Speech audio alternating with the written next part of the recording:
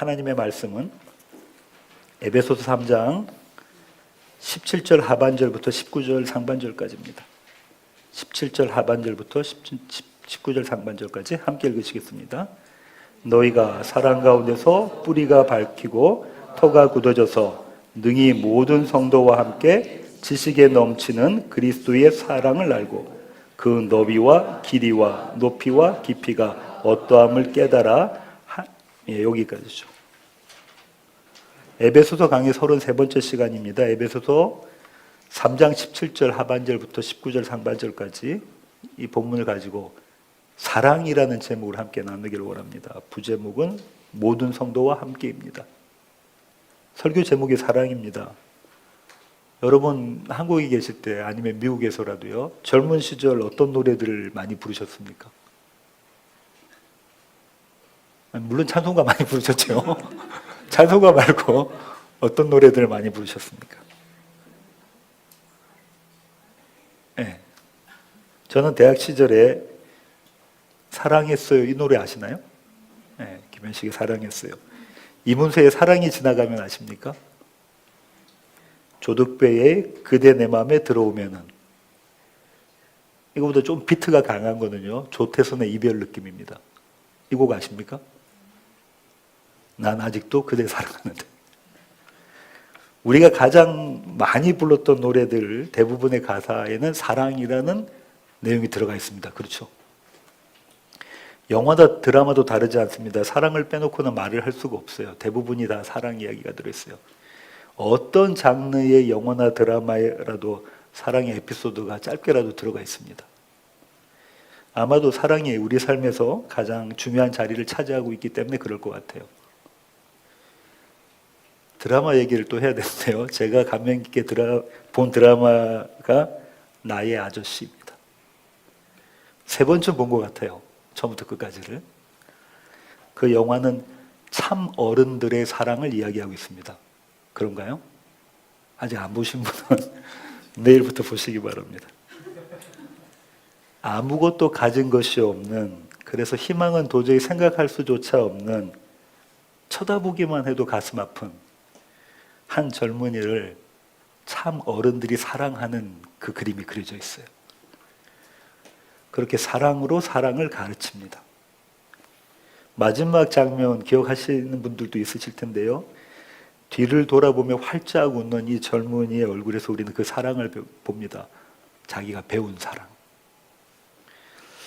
공교롭게도 또 한편의 추천 드라마는요, 역시 아이유가 주연했어요. 제목이 폭삭 망했수다. 네? 네, 제가 제목을 잘못했네. 다 보시네요, 그죠? 이번에는 자식을 사랑하는 엄마의 이야기입니다, 그죠? 또 아빠의 이야기예요. 아주 오랜 시간 동안 평생을 서로만 바라보고 살았던 부부의 이야기입니다.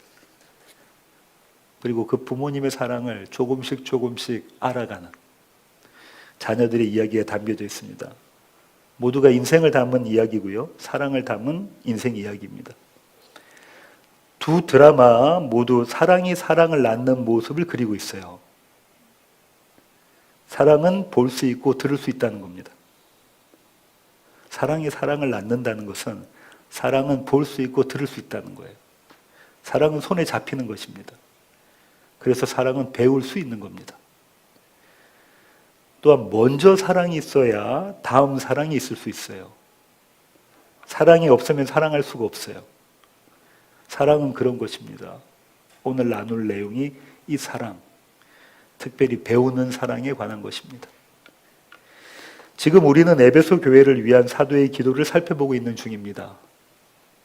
다시 한번 이 기도의 구조를 한번 보실까요? 화면에 나올 겁니다. 14절부터 15절 기도의 도입, 16절부터 19절 기도의 내용, 우리가 지금 이 위치에 있습니다. 20절부터 21절 기도의 마침입니다. 기도의 도입 부분인 14절과 15절을 정리하면 이렇습니다. 나는 아버지 앞에 무릎 꿇었다. 여기서 나는 사도 바울이죠. 그것 외에는 내가 할 수 있는 일이 없어서이고, 하나님 앞에 무릎 꿇는 것 외에는 내가 할 수 있는 일이 없어서이고, 또한 그것 외에는 해야 할 일이 없어서이다. 왜냐하면 그 아버지는 절대자이시기 때문이고 또 그 아버지는 나에게 이름 주신 아버지이기 때문에 그렇다. 아니오가 없으신 그분이 뭐라고요? 아니오가 없으신 그분이 오직 예만 있으신 그분이 우리의 아버지가 되어 더할 수 없는 사랑으로 우리를 사랑하심을 내가 알았기에, 사도가 알았기에 나는 그 아버지께 엎드려 기도한다. 너희 에베소 교회를 위하여. 이것이 기도의 도입이었어요. 이어서 기도의 내용이 이어지는데요. 그 기도의 내용이 세 가지라고 말씀드렸습니다. 그렇죠? 지난주에도 한번 살펴봤는데요. 새벽녘 성경으로 함께 읽으시겠습니다. 아버지께서 그분의 영광의 풍성하심을 따라 그분의 성령을 통하여 여러분의 속사람을 능력으로 강건하게 하여 주시고 믿음으로 말미암아 그리스도를 여러분의 마음속에 머물러 계시게 하여 주시기를 빕니다. 이게 지난주에 했던 겁니다. 오늘 나눌 내용입니다. 여러분이 사랑 속에 뿌리를 받고 털을 잡아서 모든 성도와 함께 여러분이 그리스도의 사랑의 너비와 길이와 높이와 깊이가 어떠한지를 깨달을 수 있게 되고 지식을 초월하는 그리스도의 사랑을 알게 되기를 빕니다. 오늘 나눌 내용이고요. 다음 주에 나눌 내용입니다. 그리하여 하나님의 온갖 충만하심으로 여러분이 충만하여지기를 바랍니다. 이게 사도의 기도의 내용이에요. 세 가지 내용. 지난 주일에 우리는 이 중 첫 번째 기도의 내용을 살펴보았죠. 나는 너희의 속사람이 강건하게 하시기를 기도한다. 속사람이 강건해지다가 무엇이라고 했죠? 그리스도가 마음에 계시는 것. 그리스도가 마음에 계시는 것은 또 무엇이라고 했습니까? 그분이 우리를 다스리시는 것. 그분이 우리의 왕이시고 우리의 주인이시다. 그래서 그분은 우리를 다스리신다. 다스림 없는 왕권은 없고 통치 없는 주권은 없기 때문이다. 성경은 이 모습을 하나님 나라, 천국이라고 부릅니다. 주님께서 우리를 다스리시는 것, 하나님께서 우리를 다스리실 때 그것이 천국이에요. 그것이 하나님 나라입니다. 그런데 그분이 다스리시기 위해서는 전제가 필요하다고 했죠. 그것이 뭡니까? 우리의 믿음. 하나님이 우리에게 가장 좋은 것을 주실 것이라는 믿음이 있어야 돼요. 그런 믿음 갖고 계십니까? 하나님이 우리에게 가장 좋은 것을 주실 것이다라는 믿음. 그리고 그분은 그런 것을 주실 만한 능력이 있으시다는 믿음. 이것이 하늘과 땅에 있는 모든 족속에게 이름을 주신 아버지의 의미입니다. 이 믿음이 있을 때 그리스도는 우리를 다스리십니다. 우리에게 이 믿음이 있을 때 그리스도는 우리를 다스리셔요. 이걸 다르게 표현하면요, 우리는 그분께 복종하게 된다는 거예요. 이 믿음이 있을 때 하나님은 우리에게 가장 선하신 것을 주신다. 그것은 그리고 그분이 우리에게 그것을 주실 만한 능력이 있으시다. 주님은 가장 선하시고 주님은 가장 의로우시며 주님은 전지전능하시고 주님은 우리를 사랑하신다. 이 믿음이 우리를 순종의 자리에 데려다 놓습니다. 그런데 이 믿음은 우리에게 원인이 없다고 했어요. 그죠? 우리의 모습을 한번 볼까요? 우리는 날마다 세상에 붙잡혀 살고 있습니다. 나가 중심이 된 것이 세상이기에 그 세상은 너무나 매력적입니다. 하고 싶은 대로 하면서 살아라. 이게 세상이잖아요. 이게 세상의 가치잖아요. 그래서 하루에 12번도 더 우리의 믿음은 오르락 내리락 해요. 요동을 칩니다. 그러지 않으십니까? 이러면 절망이에요. 왜냐하면 이 믿음이 있어야 하나님 나라를 사는 것인데 우리의 믿음이 이렇게 요동치거든요. 우리의 믿음이 형편이 없습니다. 그러나 사도는 말합니다. 우리는 절망하지 않는다. 왜냐하면 우리의 믿음의 원인이 우리에게 있지 않기 때문이다. 그분의 영광, 그분의 영, 그분의 능력에 우리의 믿음이 있다. 그러니 하루에 12번 더 바뀌는 우리의 믿음의 원인이 없는 것이, 우리에게 그 믿음의 원인이 없는 것이 오히려 은혜라는 거예요. 그러신가요? 믿음의 주이신 그리스도 예수를 통해 믿음으로 말미암아 너희 속사람이 강건해지게 하시기를 내가 기도한다.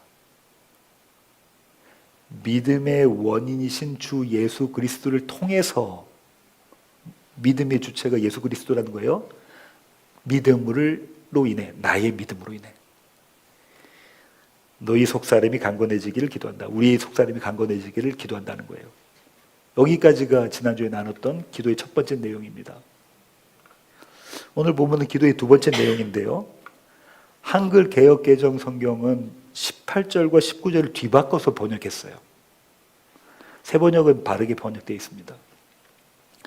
오늘 본문을 헬라어 원어를 바탕으로 정리하면 이렇습니다. 너희가 할 수 있기를 기도한다. 할 수 있다는 것은 능력인가요? 능력입니다. 너에게 능력이 있기를 내가 기도한다는 거예요. 그리고 사도는 그 능력을 두 가지로 소개합니다. 분사로 나와 있는데요. 하나는 깨달을 수 있기를, 너희가 깨닫는 능력이 있기를 원한다. 다른 하나는 너희가 아는 능력, 알 수 있기를 위해서 내가 기도한다는 거예요.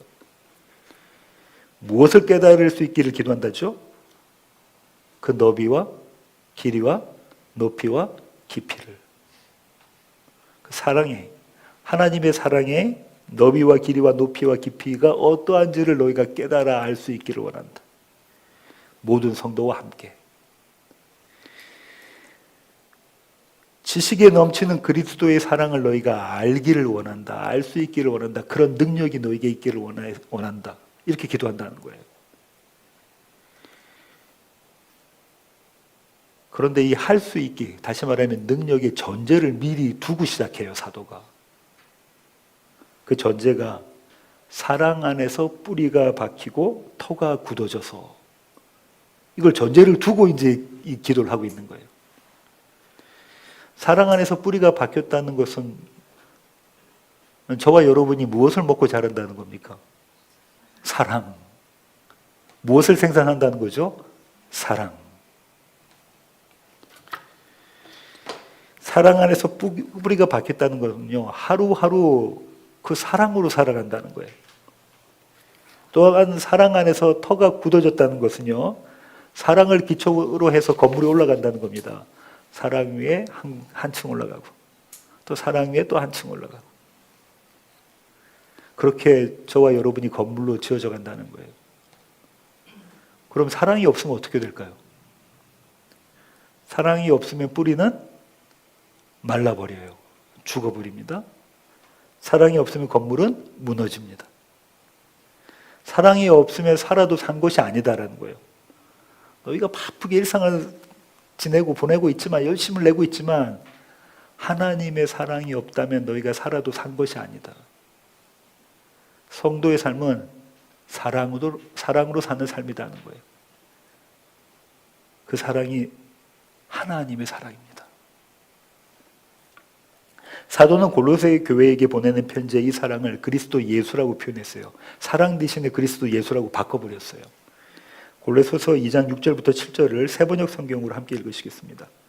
그러므로 여러분이 그리스도 예수를 주님으로 받아들였으니 그분 안에서 살아가십시오. 여러분은 그분 안에 뿌리를 받고 세우심을 입어서 가르침을 받은 대로 믿음을 굳게 하여 감사의 마음이 넘치게 하십시오. 그렇죠? 에베소서에서는 사랑이라고 되어 있는 것을 골로새서에는 그리스도 예수 그리스도라고 되어 있습니다. 따라서 이 사랑은 어떤 사랑이냐면요, 아들을 내어주신 아버지의 사랑이에요. 이 사랑은 어떤 사랑이냐면요, 십자가에 달려 죽으신 그 사랑이에요. 그 사랑으로 우리는 뿌리가 박히고, 그 사랑으로 우리는 터가 굳어진다. 따라서 그 사랑 없는 성도의 삶은 존재할 수 없다. 이렇게 전제를 딱 놓고 시작을 해요. 그런데 여기서 한 가지 더 짚고 넘어갈 것이 있는데요. 뿌리가 박히고 터가 굳어졌다라는 이 헬라어 원어의 품사를 보면 완료형 수동태입니다. 퍼펙트 텐스예요. 완료형 시제가 의미하는 바가 뭐죠? 완료형이라는 건 과거의 어느 시점부터 쭉 해오고 앞으로도 할 것이다라는 거예요. 그러니까 계속해서 이어져서 오고 있는 겁니다. 사랑이 어떻다는 거예요? 계속해서 뿌리가 박히고 터가 굳어지고 뿌리가 박히고 터가 굳어지고 앞으로도 계속 그럴 것이다. 이게 완료형 시대입니다. 반면에 완료형 시상은 어떤 거냐면 스펙은 어떤 거냐면요. 완전하다는 거예요. 헬라어는 두 개가 있다고 그랬죠. 시제와 시상. 완전하다라는 거예요. 무엇 하나 보탤 것이 없다는 겁니다. 이 두 가지 이미지를 합하면 이렇게 됩니다. 이미 완성된 것이 또 완성되고 또 완성된다. 오늘 저와 여러분은 사랑의 뿌리가 박혔나요? 그게 완전합니까? 사랑의 기초 위에 건물이 세워졌습니까? 근데 완전하다는 거예요. 우리가 봤을 때, 눈으로 봤을 때는 아니, 부족한 것 같고, 아니, 별 볼 일 없는 것 같아도 아니요. 하나님 보시기에 그게 완전한 상태라는 거예요. 또 내일 우리는 그 사랑에 뿌리 박히고 터가 굳건해집니다. 그것도 또 완전하다. 하나님이 이루시는 일이시기에 그 어떤 부족함도 없다는 겁니다. 그것이 완전함입니다. 이 완전한 사랑을 날마다 경험하는 사람들이 저와 여러분 교회예요. 이런 전제를 미리 못 받고 사도는 에베소 교회의 성도들에게 할 수 있기를, 너희가 할 수 있기를 내가 기도한다 이렇게 하는 거예요. 무엇 할 수 있기를요? 깨달아 알기를. 뭘 깨달아 알아요? 그 사랑의 너비와 길이와 높이와 깊음을 너희가 알기를 원한다. 신학자들은 이에 대해서 이게 디멘전이 4개가 나왔잖아요. 여기에 대해서 이렇게 해석을 합니다. 너비는 사랑의 대상이다. 이건 차별이 없다는 거예요. 누구는 다 사랑하신다는 거죠. 길이는 사랑의 기간인 거예요. 영원부터 영원까지의 사랑. 높이는 사랑의 주체입니다. 사랑하시는 분이 높고 높으신 하나님이라는 거예요. 깊이는 사랑의 정도입니다. 뿌리 깊은 사랑, 절대로 흔들리지 않는 사랑이라는 거예요. 깊은 묵상을 하게 만드는 해석입니다. 그러나 이렇게 볼 수도 있지 않을까요? 하나님의 사랑의 너비와 길이와 높이와 깊음이 구체적으로 무언가 이렇게 신학자들이 말하는 것처럼 이렇게 말하는 것, 이것보다는 오히려 하나님의 사랑, 그 사랑이 어떠한지를 너희가 알아라. 이걸 강조하려고 하는 것도 아닐까. 저는 그렇게 해석합니다. 그렇게 보면 이 구절은요, 하나님의 사랑이 어떠하심을 너희가 전심으로 깨달아 알라는 거예요. 알고 또 알라는 겁니다. 한글 개역개정 성경에서는 깨닫다라고 번역되어 있는데 헬라의 원어의 뜻은 붙잡다예요. 붙잡아서 놓치지 않는 거예요. 뭘 붙잡아서 놓치지 말라는 겁니까? 하나님의 이 엄청난 사랑을 붙잡아 놓치지 말아라. 사도는 지금 이렇게 이야기합니다. 에베소 교회여, 나는 너희가 하나님의 사랑이 어떠한지를 일일이 낱낱이 알기를 바란다. 무엇 하나 놓치지 않기를 원한다. 그분의 사랑을 알게 되면 그 사랑을 붙잡고, 오늘 또 그분의 사랑을 알게 되면 그 사랑을 붙잡고, 또 내일 또 그 사랑을 알게 되면 그 사랑을 붙잡고, 너희의 인생을 그 사랑을 붙잡는 것으로 살아가기를 내가 원한다. 이렇게 기도하는 겁니다. 사도는 이 일을 위하여 아버지 앞에 무릎 꿇습니다. 그러면 이제 우리에게 숙제가 남아요. 이 하나님의 사랑을 우리는 우리의 일상에서 어떻게 발견할 수 있을까? 하나님의 사랑. 넓고 길고 높고 깊은 그 사랑을 우리의 일상에서 우리는 어떻게 발견할 수 있을까? 숙제가 남아요. 여러분은 언제 이 사랑을 발견하십니까? 우리의 기도를 들어주셨을 때? 조금 더 자세히 말하면 우리가 바라는 것, 우리가 원하는 것을 들어주셨을 때? 그것이 우리 앞에 당도했을 때? 그때 하나님의 사랑을 느끼십니까? 하나님의 사랑, 그분의 사랑의 너비와 길이와 높이와 깊이가 고스란히 드러난 자리가 어디죠? 십자가입니다. 십자가. 그러니까 우리가 하나님의 감당할 수 없는 사랑을 경험하는 자리가 어디라는 거예요? 십자가입니다. 사도는 우리를 지금 그 십자가의 자리로 붙잡아 오는 거예요. 이것은 우리가 그 십자가의 사랑을 붙잡고 있어야만 된다는 거예요. 그것도 꽉 붙잡고 있어야 된다는 거예요. 우리가 하나님의 끝이 없는 사랑, 그 사랑을 알기 위해서는 다시 십자가를 바라보아야 한다는 겁니다. 무슨 말입니까? 십자가에서 죽으신 예수 그리스도를 다시 보라는 거예요. 2000년 전에 예수님께서 내 죄를 위해서 십자가에서 죽으셨고 내 죄는 다 씻어졌다.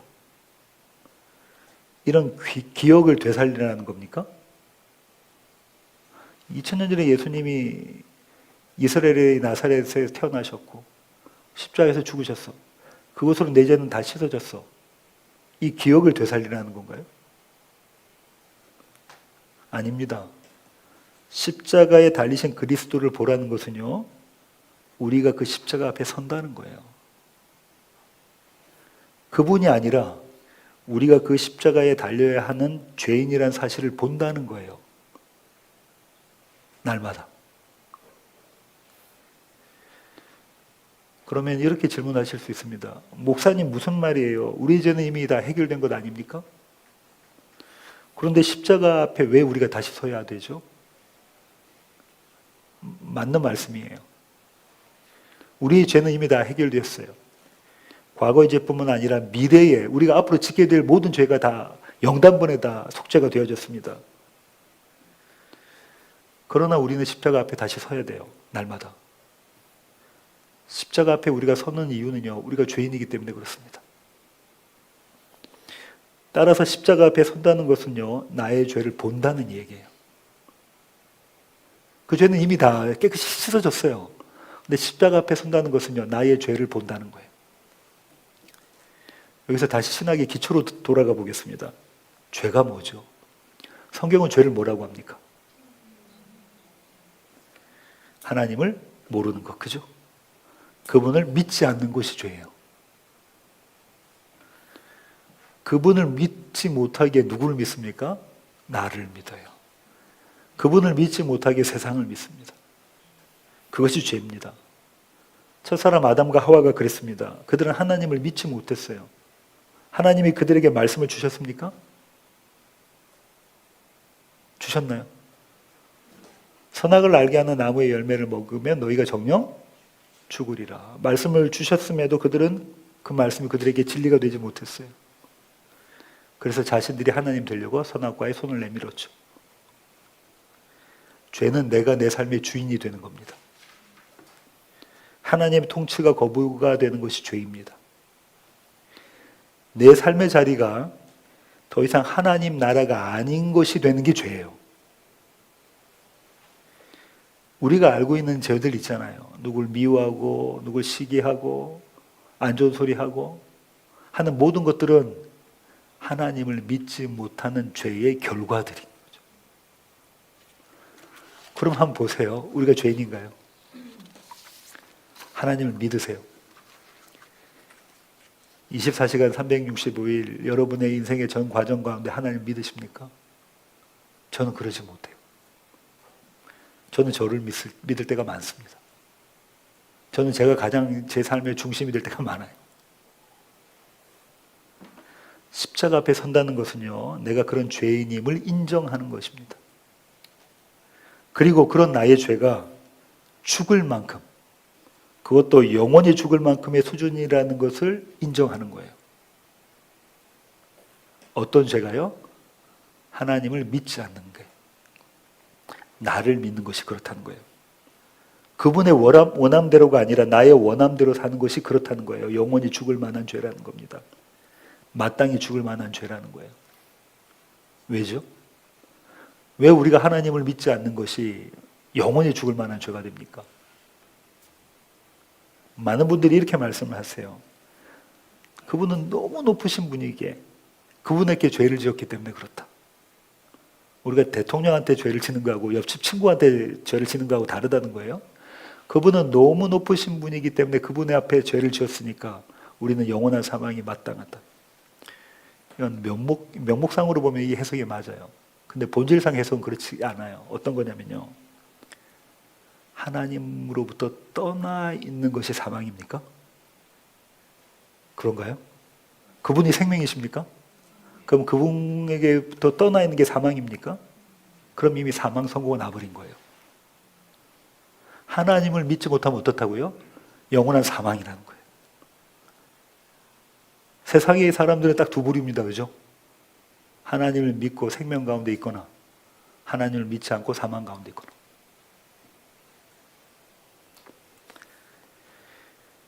저와 여러분이 생산하는 죄가 이런 수준의 것입니다. 영원한 사망의 수준. 우리는 이 엄청난 사랑을요, 우리를 구원하시는 사랑을 그저 지식적으로만 이해할 수도 있어요. 18절에 이렇게 돼 있죠. 지식에 넘치는 그리스도의 사랑을 알고.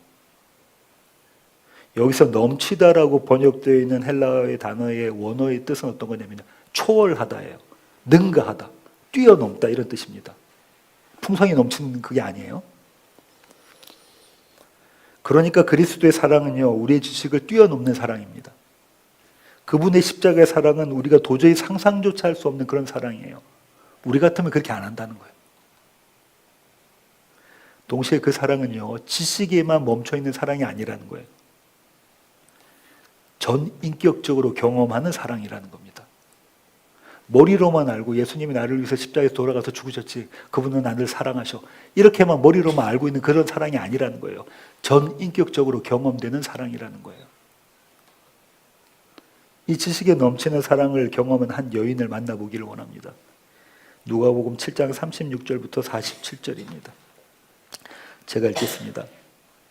한 바리새인이 예수께 자기와 함께 잡수시기를 청하니 이에 바리새인의 집에 들어가 앉으셨을 때에 그 동네에 죄를 지은 한 여자가 있어 예수께서 바리새인의 집에 앉아 계심을 알고 향유 담은 옥합을 가지고 와서 예수의 뒤로 그 발 곁에 서서 울며 눈물로 그 발을 적시고 자기 머리털로 닦고 그 발에 입 맞추고 향유를 부으니 예수를 청한 바리새인이 그것을 보고 마음에 이르되 이 사람이 만일 선지자라면 자기를 만지는 이 여자가 누구며 어떠한 자 곧 죄인인 줄을 알았으리라 하거늘 예수께서 대답하여 이르시되 시몬아 내가 내게 이를 말이 있다 하시니 그가 이르되 선생님 말씀하소서.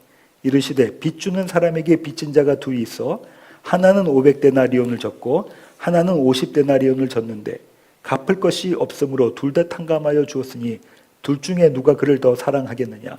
시몬이 대답하여 이르되 내 생각에는 많이 탕감함을 받은 자니이다. 이르시되 내 판단이 옳다 하시고 그 여자를 돌아보시며 시몬에게 이르시되 이 여자를 보느냐. 내가 내 집에 들어올 때 너는 내게 발 씻을 물도 주지 아니하였으되 이 여자는 눈물로 내 발을 적시고 그 머리털로 닦았으며 너는 내게 입맞추지 아니하였을 때 그는 내가 들어올 때로부터 내 발에 입맞추기를 그치지 아니하였으며 너는 내 머리에 감람유도 붓지 아니하였을 때 그는 향유를 내 발에 부었느니라. 이러므로 내가 내게 말하노니 그의 많은 죄가 사하여졌도다. 이는 그의 사랑함이 많음이라. 사함을 받은 일이 적은 자는 적게 사랑하느니라. 주님은 간접적이긴 해도요, 이 여인이 뭐라고 하냐면 더 많이 탕감받았다라고 이야기하고 계시죠. 더 많이 탕감받았다. 이 얘기는 더 많이 죄를 지었다는 거예요. 그죠? 정말로 이 여인이 바리새인보다 더 많이 죄를 지어서 더 많이 탕감받았다고 주님 말씀하신 겁니까? 아니에요. 이 여인이 자신의 죄를 더 많은 죄로 인정하고 있기 때문에 그렇다는 거예요. 이해하고 있기 때문에 그렇다는 겁니다. 내 죄가 죽을 죄가 맞다. 나는 마땅히 죽을 자이다. 이걸 인정하고 있다는 거예요. 그래서 더 큰 은혜를 받은 것입니다. 성도는 죄에 대하여 민감해야 됩니다. 민감한 죄인식이 있어야 돼요. 목사님 어떻게 그렇게 살아요? 죄를 그렇게 여기다가는 노이로제 걸리지 않겠습니까? 아닙니다. 오히려 여기에 복음이 있어요. 이 죄로부터 해방되었다. 우리는 자유하다. 이게 복음인 거예요. 죄에 대해서는 민감해져야 하지만 죄책에 대해서는 자유한 상태. 그것이 구원받은 자리입니다. 뭐라고요? 죄에 대해서는 민감해져야 되지만 죄책에 대해서는 자유한 상태. 그것이 구원받은 상태라고요. 구원받은 자리입니다. 나의 죄인됨을 인정하는 것이 겸손이에요. 성경에 말하는 겸손은 이겁니다. 나의 죄인됨을 인정하는 것. 동시에 그 죄의 책임이 내게서 옮겨졌다는 것, 그것을 아는 것이 평안이에요. 나는 죽을 자가 맞는데 나는 죽지 않고 살게 되었다. 이게 평안이에요. 이 겸손과 평안의 상태가 온유라는 것을 생산합니다. 온유는 순종하는 마음이에요. 겸손, 평안, 온유, 이 모든 것은 생명을 누리는 모습입니다. 하나님의 생명을 누리는 모습. 설교 처음에 이런 얘기를 했죠. 사랑은 사랑을 낳는다. 사랑으로 사랑을 배운다. 먼저 사랑이 다음 사랑을 만들어낸다. 날마다 십자가의 앞에 선다는 것은요, 우리가 하나님의 사랑, 그 사랑의 너비와 길이와 높이와 깊이를 알아간다는 거예요. 십자가 앞에 서지 못하면 그걸 몰라요. 복음으로 산다는 것은요, 날마다 십자가와 빈무덤, 나의 사망과 나의 부활을 경험하는 겁니다.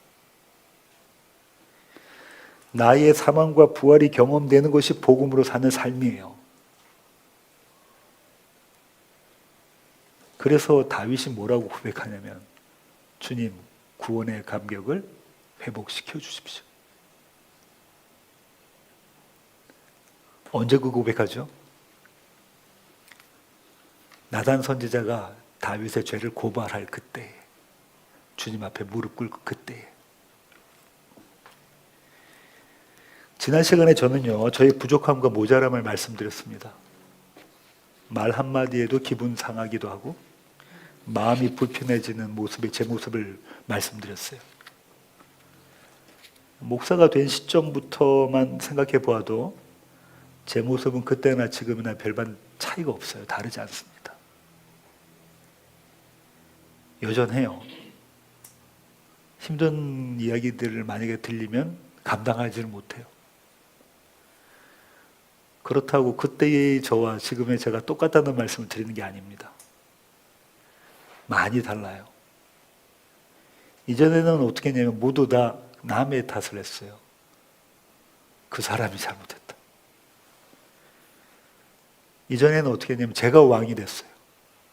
근데 지금 어떠냐면요, 왕이 돼 있는 제 모습이 발견돼요. 생산하는 것은 똑같아요. 죄인데 지금은 왕이 돼 있는 저를 발견한다고요. 하나님을 믿지 않는 저를 발견하고 있는 거예요. 이전에는 마음이 상하면 며칠 갔습니다. 지금은요, 얼마 가지 않아요. 조금 지나면 그냥 말씀이 들어오니 조금 지나면 그냥, 왜냐하면 제 모습을 봤거든요. 십자가 앞에 서 있는 제 모습을.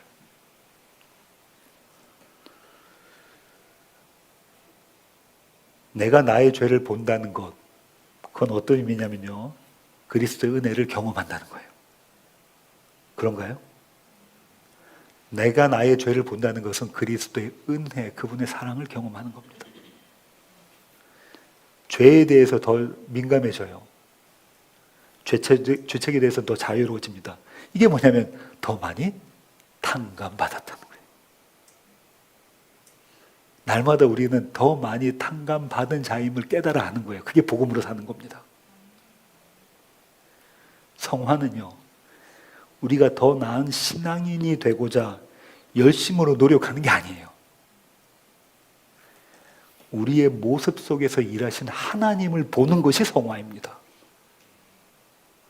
내가 멋진 그리스도인이 되어야지, 인내해야지, 참아야지, 사랑해야지, 이런 모습이 성화가 아니라 우리의 모습, 나의 모습 속에서 일하시는 그 하나님을 보는 것이 성화입니다. 그분이 베푸신 사랑의 너비와 길이와 높이와 깊이를 알아가는 것이 성화예요. 오늘 여기서, 내일은 저기서 그 사랑을 경험하는 것이고요. 오늘은 이만큼, 내일은 저만큼 그 사랑을 경험하는 것입니다. 그러면 주님의 넘치는 사랑이, 이 넘치는 사랑이 어떤 사랑이냐면 완벽한 사랑이라고 말씀드렸잖아요. 이 완벽한 사랑이 날마다 매일매일 내 안에 뿌리 박아요. 터가 세워져요. 굳건해져서 그 위에 건물이 세워져 갑니다. 성화는 그리스도 예수의 사랑 안에 거하는 것입니다. 아멘이십니까? 설교의 결론을 맺겠습니다. 설교 처음에 드라마 이야기를 했습니다. 제가 설교에서 드라마 이야기를 하면 어머니가 유튜브 방송으로 들으시거든요. 제발 드라마 이야기하지 마. 당부를 하십니다. 요즘 아내도 말려요. 드라마 얘기하지 말라고. 마음이 다 같을 수 없다는 거예요. 우리 교회의 담임 목사로 취임하고 제가 어떤 말씀을 드렸냐면 목사와 성도의 관계가 친구 사이였으면 좋겠다.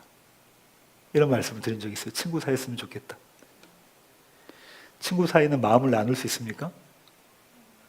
드라마 얘기해도 괜찮나요? 대답이 없으시네요. 마음을 나눌 수 있어야 복음을 나눌 수 있습니다. 왜냐면요, 복음의 출발이 어디서부터 되냐면 나의 믿음 없음, 나의 형편 없음, 나의 무가치함, 거기서 시작해서 그래요. 복음의 출발이 어디라고요? 나의 믿음 없음, 나의 형편 없음. 그걸 나눌 수 있어야 해요. 친구는 나눌 수 있잖아요. 그렇게 시작해야 그 마침이, 그 결국이 그리스도 예수의 사랑이라는 것을 고백할 수가 있습니다. 내 자랑으로, 나의 잘남으로 그것으로 시작하면 그리스도 예수가 설 자리가 없어요.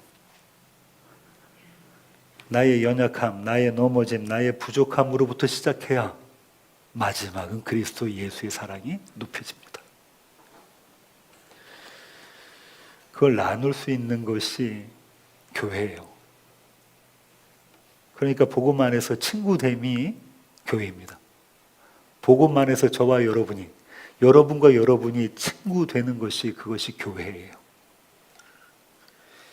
이것이 사도가 말하는 모든 성도와 함께입니다. 내가 기도한다. 모든 성도와 함께 너희가 하나님의 그 사랑의 너비와 길이와 높이와 깊음이 어떠함을 날마다 알아서 붙잡기를 원한다. 저와 여러분, 우리 모두를 하나 되게 하시는 이 한없는 사랑을 풍성히 누리시는 낮은 울타리 교회 가족 되기를 원합니다. 기도하시겠습니다. 주님, 그렇습니다. 사도가 기도한 것처럼 우리가 날마다의 삶 가운데서 하나님의 사랑을 알기를 원합니다. 그저 막연히 머리로만 아는 것이 아니라 그 사랑이 얼마나 위대하신지, 얼마나 풍성하신지, 얼마나 놀라우신지 낱낱이 일일이 알아가기를 원합니다. 날마다 십자가 앞에 서서 우리의 죄인됨을 보게 하시고 그 죄에서 자유하게 하시는 하나님의 그 은혜를 경험하게 하셔서 기쁨의 찬송, 감사의 찬송, 즐거움의 찬송이 우리 입술에서 그치지 않게 하여 주시옵소서. 오히려 죄에 대해 민감해지는 것이 은혜가 풍성해짐을, 더 많이 탕감받았음을 경험하는 자리가 되게 하여 주시옵소서. 교회로 모일 때에 서로가 서로 그 간증하게 하시고 서로가 서로 복음으로 그렇게 격려하게 하여 주시옵소서. 귀하신 예수님의 이름으로 기도합니다. 아멘. 아멘.